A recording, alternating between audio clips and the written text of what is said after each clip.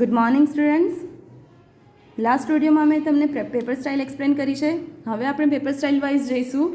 પ્રશ્ન વાઇઝ પ્રશ્ન નંબર 1 છે, એમાં જે પ્રયોગો આપેલા છે પ્રશ્ન 1માં 4 પ્રયોગો છે. પ્રયોગ નંબર 9, 10, 23 અને 24. આ ચારે પ્રયોગમાંથી કોઈ એક પ્રયોગ તમારે પરીક્ષામાં પૂછાશે. એમાંથી આપણે શરૂઆત કરીશું પ્રયોગ નંબર 9થી.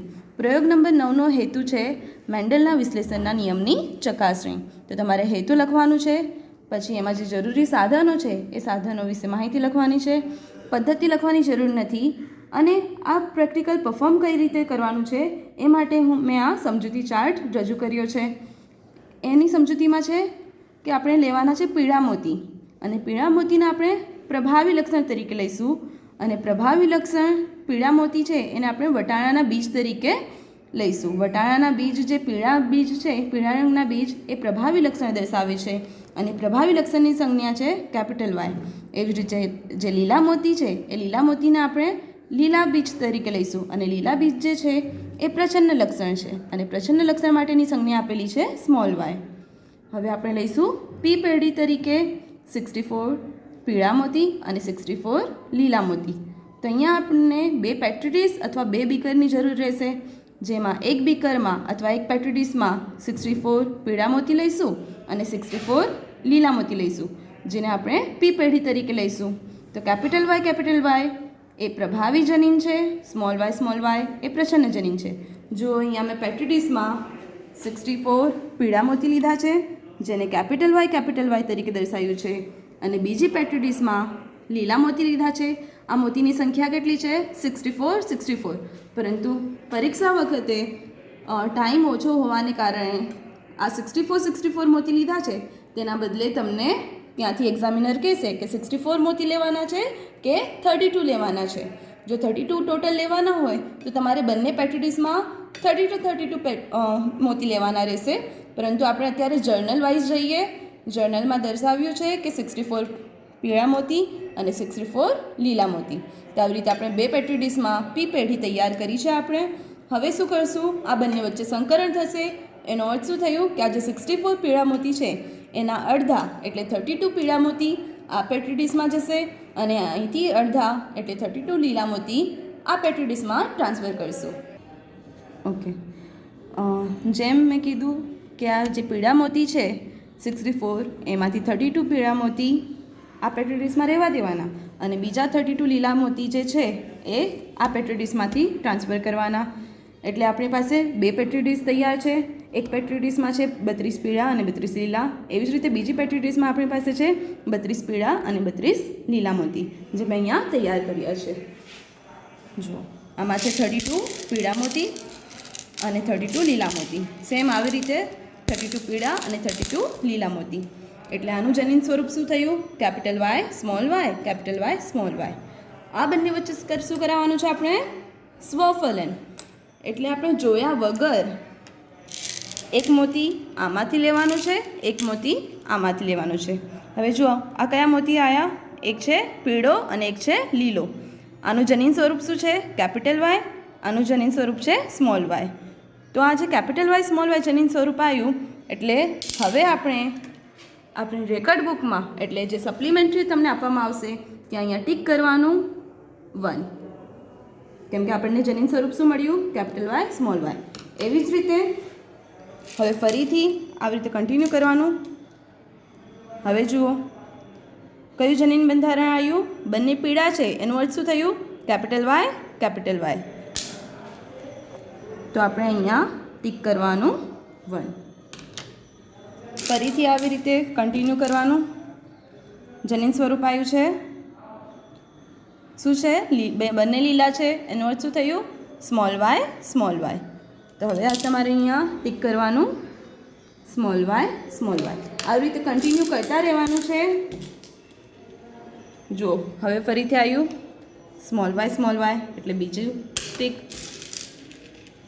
હવે આવ્યું કેપિટલ વાય એટલે અહીંયા આવી રીતે કન્ટિન્યુ ટીક કરતા રહેવાનું. સ્ટેટિસ્ટિક મેથડ છે. Third capital Y small. જુઓ, આ કેપિટલ વાય સ્મોલ વાય. જુઓ, આવી રીતે કેપિટલ વાય સ્મોલ વાય 1, 2, 3, 4 અને આ 5મી વખત આવ્યું છે તો અહીંયા 5મી લાઈન નહીં કરું, પરંતુ 5મી લાઈન વખતે આપણે આવી રીતે ક્રોસ કરી દેવાનું કે જેનાથી ગણવામાં સરળ રહે. તો જેમ જેમ જનીન બંધારણ આવતું જાય, જો આ 3જી વાર આવ્યું, 4th ટાઈમ,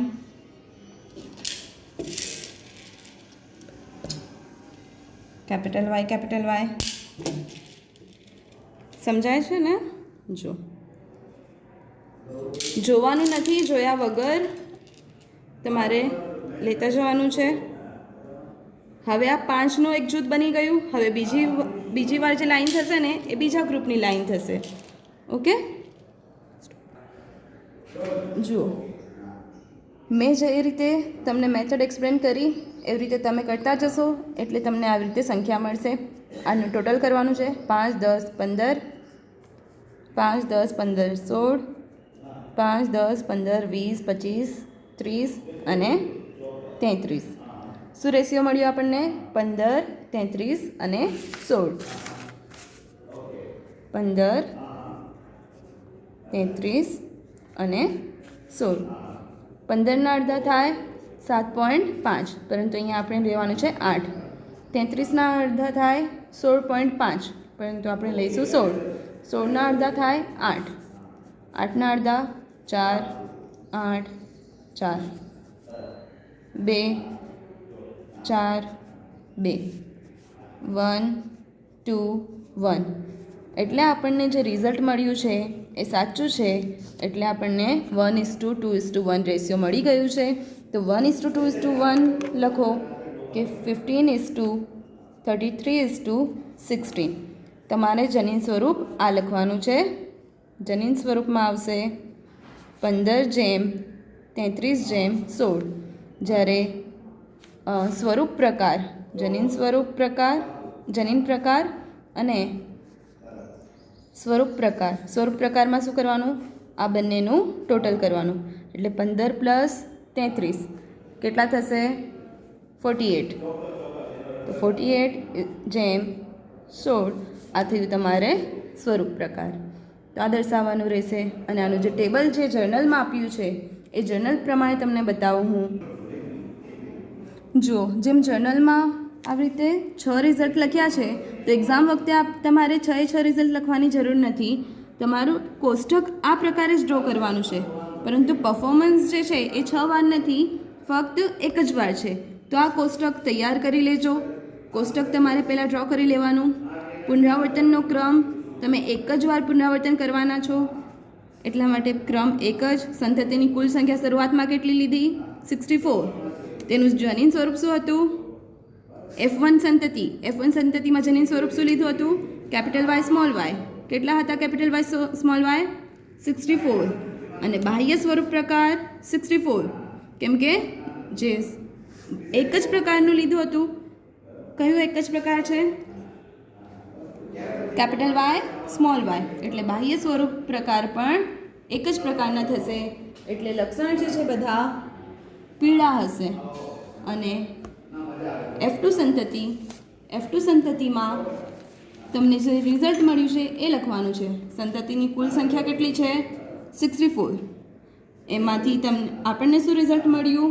આપણા પરફોર્મન્સ પ્રમાણે, તમારું પરફોર્મન્સ પ્રમાણે શું રિઝલ્ટ મળ્યું? 15, 33, 16. જ્યારે અહીંયા જુદા જુદા રિઝલ્ટ આપેલા છે, જે 6 વાર પુનરાવર્તન કર્યું છે. 14, 36, 14. હવે તમારે જે રિઝલ્ટ આવે ને એ લખવાનું રહેશે અહીંયા. ઓકે, જેમ કે અહીંયા રિઝલ્ટ આપેલું છે 15, 33, 16.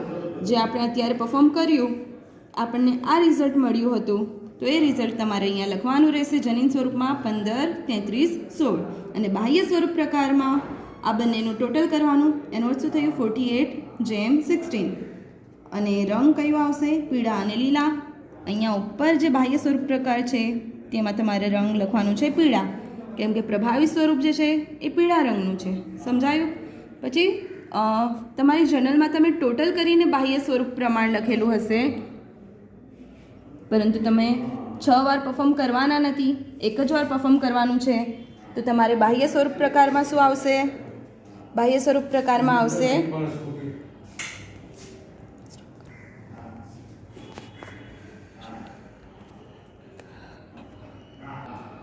તો આપણને જે રિઝલ્ટ મળ્યું છે એ રિઝલ્ટમાં તમારે સાઈડમાં લખવાનું. પહેલાં તો કોષ્ટક તૈયાર કરી લેવાનું, જે મેં જર્નલમાં તમને દર્શાવ્યું છે. આપણે ફક્ત એક જ વાર આ પ્રેક્ટિકલ કરવાના છે, એટલે એક જ રિઝલ્ટ લખવાનું છે, 6 રિઝલ્ટ લખવાની જરૂર નથી. લાસ્ટમાં તમારે લખવાનું જનીન સ્વરૂપ પ્રમાણે આપણને જે મળ્યું એ 15:33:16 અને બાહ્ય સ્વરૂપ પ્રમાણે મળ્યું 48:16. તો બસ અહીંયા પૂરું થાય છે આપણું પ્રેક્ટિકલ નંબર 9.